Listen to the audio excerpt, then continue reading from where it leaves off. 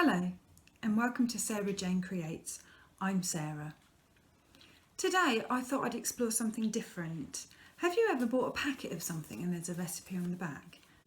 I've got this packet of flour, plain white flour, and on the back of it is a recipe for chocolate chip and oat cookies. So I thought we'd see how it goes, see if the recipe really does work. Here are the ingredients.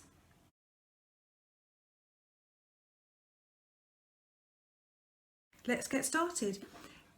In my bowl, I'm going to cream my butter and my sugars.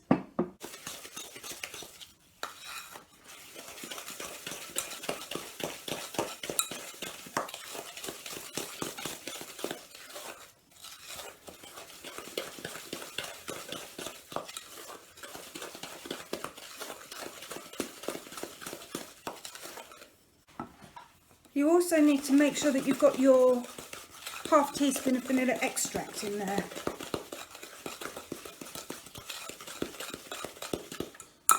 Next is the egg. Now you might say, what can I use the leftover egg white for?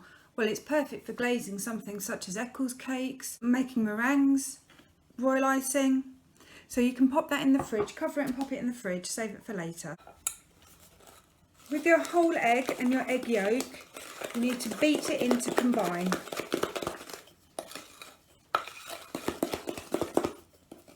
Your mixture might not look as dark as this because I had to use light and dark brown sugar as I couldn't get hold of enough light brown sugar at the time. There we go. Combined.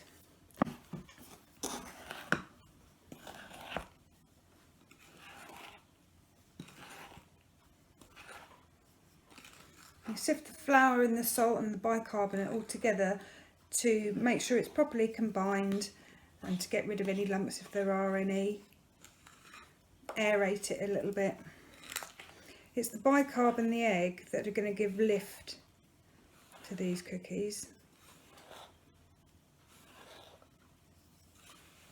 And see how it's starting to combine into a dough.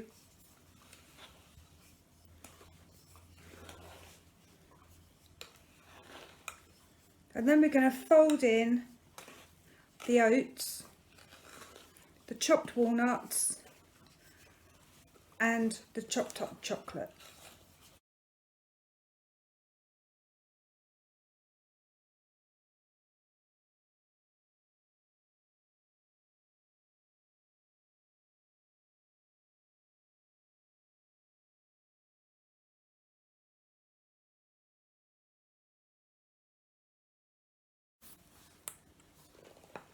Just carefully fold it in.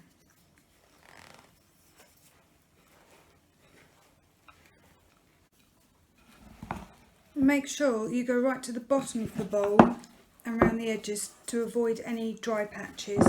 So you want an even distribution of all the ingredients.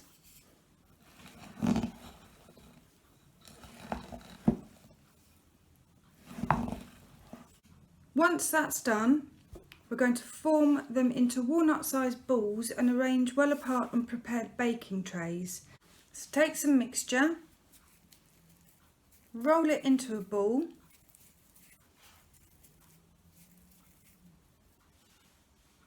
and place on your baking tray. You can roll them into balls and you can freeze them at this point in a freezer bag, flat, and so that when you want them, you just take out as many as you need and cook them from frozen. I think you probably need to leave about that much space between them because as they cook they will spread out. The recipe said it makes about 32 medium cookies. I'm quite impressed because I managed to get 31 cookies out of the batch. They need to be baked for approximately 15 minutes in a preheated oven, which is 180 degrees C or 350 Fahrenheit or gas mark 4.